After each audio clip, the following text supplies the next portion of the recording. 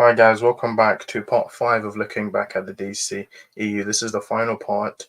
I did the first 4. You can check on my channel, and it was a long time. I had to wait a long time to do this because I was going to wait till Aquaman Lost Kingdom come out, then let's come out, and the DC's done. I'm finally going to talk about the final movie, so let's get into it.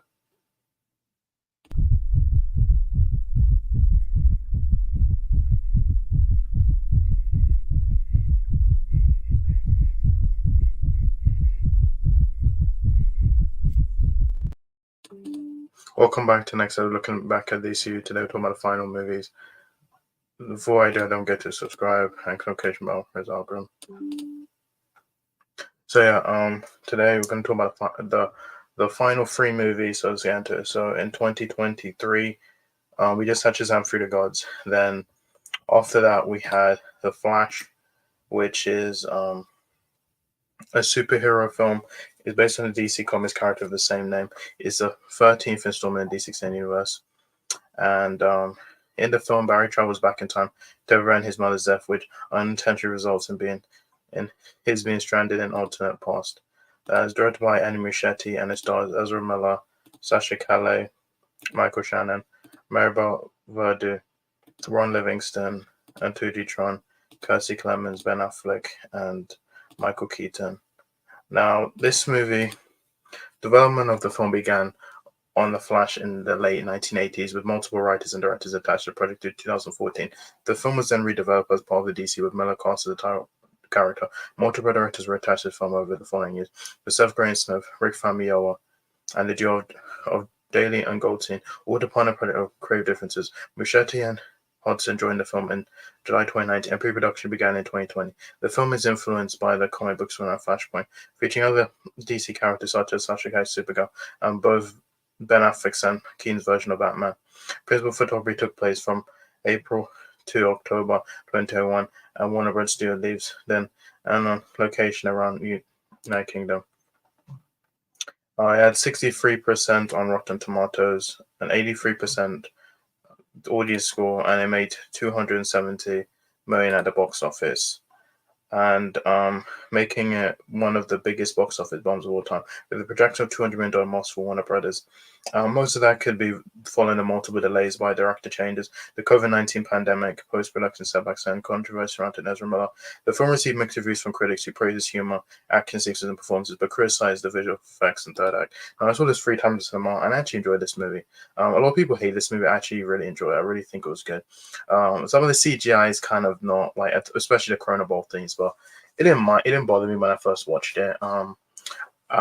I loved the action. I thought Ezra Miller did a good job playing 2 characters. I loved Sasha Calle, I like Michael Keaton, Ben Affleck was good, Zod was good, all of them were good, and Fiora, and yes, that's The Flash.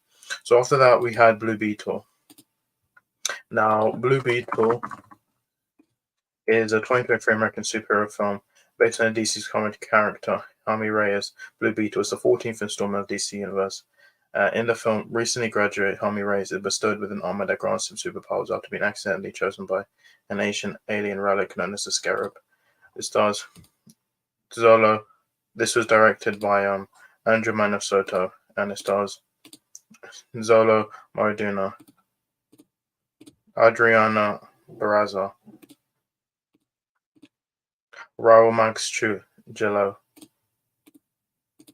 Damien Alcazar, Susan Sarandon, and George Lopez. It got 78% on Rotten Tomatoes, 91% audience score, and it made 129 million at the box office. It was a box office bomb. On a budget of 125 million, become the lowest grossing film in the DCEU. So development of a film featuring Reyes began by the end of November 2018 with Dana Alcar attached as screenwriter. Soto was hired to write the script in February 2021 for the streaming service HBO Max. Medina was cast that August, and the film was changed to have a theatrical release in December. Further casting took place in early 2022, before filming took place from late May to mid-June at Wilder Studios, Decatur, Georgia, as well as El Paso, Texas, and Puerto Rico. Now, I actually liked Blue Beetle. I thought it was a good movie. I saw it one time in the cinema, and I really enjoyed it. I thought it was great. It's such a shame it didn't do well, but this isn't the end we see Blue Beetle, because James Gunn said he will use the character in the DC universe. I don't know if we'll get Blue Beetle 2. He might show up in the Booster Gold TV show, because they do have a partnership, like friendship together. So we might see him in the Booster Gold TV show. If not, maybe Blue Beetle 2. He might show up. We don't know. And so yeah, then finally, in 2023, and this is the first time we've had 4 DC movies in the same year. We had Aquaman Lost Kingdom, which is a 2023 American superhero film based on the DC character Aquaman. It is a sequel to Aquaman, the 15th and final installment in the DC Extended Universe. And in the film, Arthur must work with his half brother Orm to prevent Black Manta from killing his family and using a cursed Black Trident to overheat the world while searching for the lost Seventh Kingdom of the Seas. It was directed by James Wan. It stars Jason Momoa, Patrick Wilson, Amber Heard, Yahya Abdul-Mateen II, Randall Park, Tamara Morrison, Dolph Lundgren, Martin Short, and Nicole Kidman. And the Momoa pitched a story for an Aquaman sequel during production of the first film. Wan did not want to rush the sequel, but agreed in January 2019 to oversee development. Johnson McGoldrick signed on to return as screenwriter a month later, and Wan was confirmed to be returning as director in August 2020. He said the film would expand on Aquaman's world building and announced the sequel's title in June 2021. Filming began at the end of the month and concluded in January 2022, taking place in the United Kingdom, Hawaii, Los Angeles, and New Jersey, with additional filming in New Zealand. And it has a 36% on Rotten Tomatoes, 79% audience score, and currently only has 30 million. It just came out. Right now, it's made 120.1 million at the box office. And yeah, this is the final DC. I saw it twice. I might see it a third time in cinema, and I thought it was great. I don't think it's better than Aquaman 1. I do think there's problems with the story.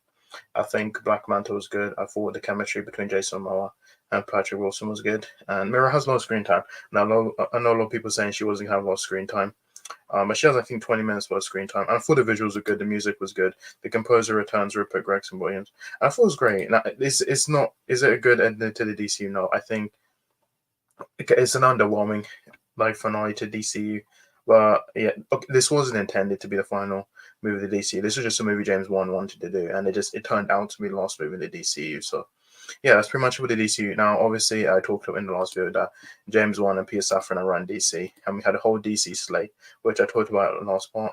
And yeah, so this is all. We have Creature Commandos, Waller, Superman Legacy, Lanterns, The Authority, Paradise Lost, The Brave and the Bold, Booster Gold, Supergirl, Woman of Tomorrow, and Something. And so yeah, and then we have Superman Legacy in 2025, and then also in 2024 we're gonna have Creature Commandos, and that's pretty much it. That is looking back at the DCEU. Now that stuff is the final part, guys. So much for my video. I'll see you next video. Bye.